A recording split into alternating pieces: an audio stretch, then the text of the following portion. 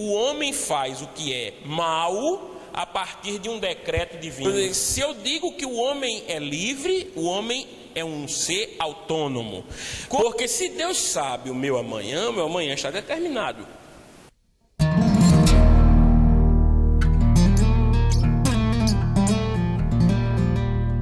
Veja bem, tem um texto, Provérbios... Vamos para a Bíblia. Provérbios 34, vê aí, Rogério. Provérbios 34. Na edição vai entrar, o texto vai estar aí. Para a gente entender melhor essa... Provérbios 34. Esse agir de Deus, né? Porque estamos falando do teísmo aberto, que vai dizer que Deus não conhece um minuto daqui. É o que dizem os teístas abertos. E Provérbios 34, eu creio que traz uma pequena resposta para isso que a gente está falando. Provérbios capítulo 30, versículo 4. Quem subiu aos céus e desceu? Quem ajuntou nas mãos os ventos? Quem embrulhou as águas em sua capa? Quem fixou todos os limites da terra? Qual é o seu nome e o nome do seu filho? Contem-me se você sabe. Você veja que se Deus fez tudo isso, se Deus tem toda essa grandeza, todo esse poder de criar do nada ou trazer a existir aquilo que não existe, como está dito no livro de Provérbios, então essa ação do homem de fazer o seu futuro, com certeza seria algo inverídico.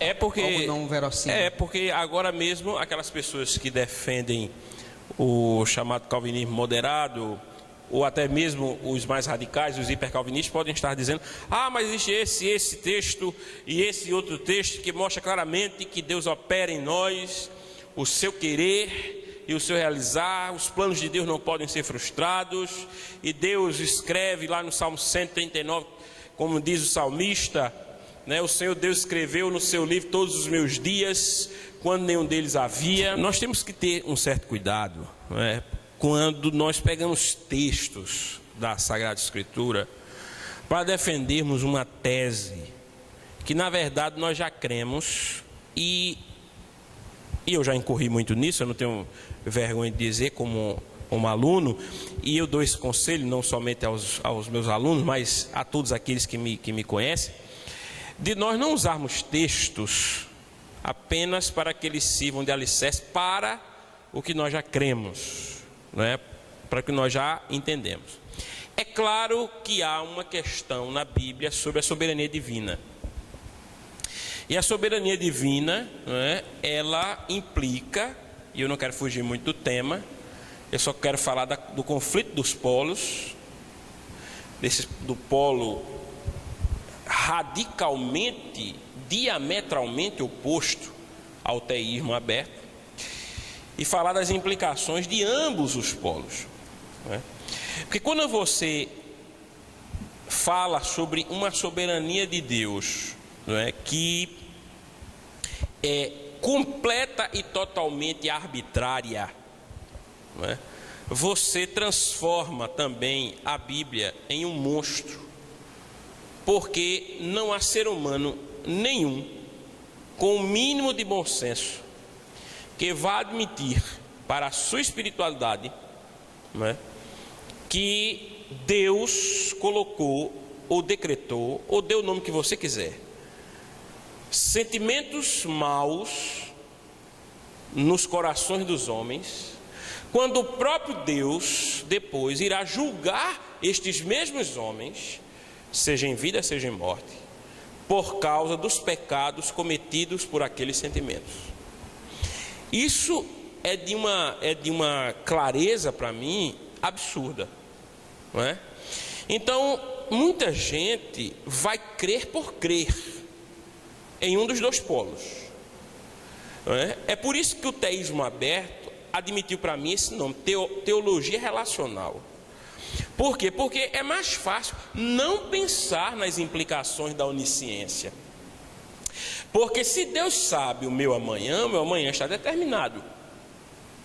E a Bíblia diz que Deus sabe os nossos dias, todos eles Ora, mas se Deus de fato determinou até os sentimentos que eu vou produzir, sendo que eu deixo de ser uma criatura autônoma, de exercer a minha liberdade, para que outro influa sobre mim aquilo que ele quer, deixando de ser sujeito para ser objeto, né? Então nós temos o grande problema do livre-arbítrio. A questão é como resolver a situação. Bem, esse é o problema. O problema é darmos uma resposta, porque senão vamos ficar nos degladiando e ambos os lados vão crer por crer. E eu acho, como professor, que crer por crer nunca foi a solução correta, nem é o que a Bíblia ensina. A Bíblia ensina a nós perscrutarmos, a Bíblia ensina a nós lermos, a nós raciocinarmos, né? A Bíblia ensina a nós nos aprofundarmos nas questões, para que não sejamos meninos levados por qualquer vento de doutrina. Não é isso, Rogério? Então, nós temos uma ideia que não sei se é nossa, mas que talvez responda essa questão a partir de um simples exercício de raciocínio lógico, não é? O que são livres escolhas? Eu já disse que é a liberdade do homem fazer aquilo que ele decide fazer. Qual é a gama de livres escolhas que o homem tem? Infinita. É uma gama infinita. O homem pode escolher infinitamente, porque a possibilidade, a gama de possibilidades é infinita. O que é que Deus conhece da nossa história? Haja vista que Ele viu toda a nossa história. Não é que Deus conheça uma única história. Deus conhece todas as possíveis histórias, que são resultados de todas as nossas possíveis escolhas. Assim, o homem tem uma infinidade de escolhas, e com isso se preserva o arbítrio humano, porque ele pode escolher com uma gama infinita de escolhas. Mas como o plano de Deus culminará na sua vontade, o plano de Deus não prevê ou não previu um único caminho, uma única possibilidade de escolha do homem. O plano de Deus, e é nisso que nós vemos o quão grandioso nosso Deus é, o plano que Deus, aí você pode dar o nome que quiser dar, decretou, pré-estabeleceu, predestinou, predisse, predeterminou, pode escolher o nome que você quiser, visava não somente essa única via, que é como nós pensamos que a nossa história se dá, através de uma única via, quando na verdade nossa história se dá através de uma teia de interconectada de ações possíveis, que são infinitas. E a beleza do plano divino é essa, é porque Deus, Ele previu todas as nossas ações, e no seu plano já estava determinado que isso acontecesse, e no final tudo culminará para aquilo que Ele quer. Assim se preserva a soberania divina e o arbítrio humano. Qual é o grande problema dessa proposta? É que algumas pessoas querem que Deus esteja, Rogério Henrique, lá no céu, ditando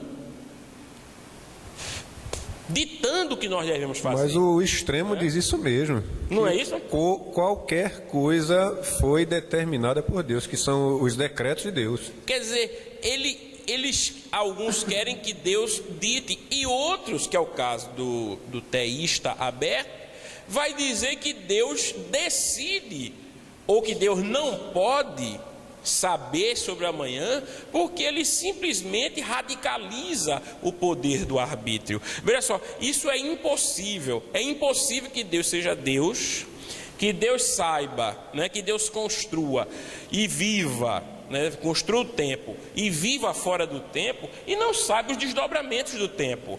Assim ele não seria Deus. Se ele constrói o tempo e ele vive fora dos desdobramentos do tempo, é claro que ele sabe quais são esses desdobramentos. Agora, a beleza do plano dele é essa.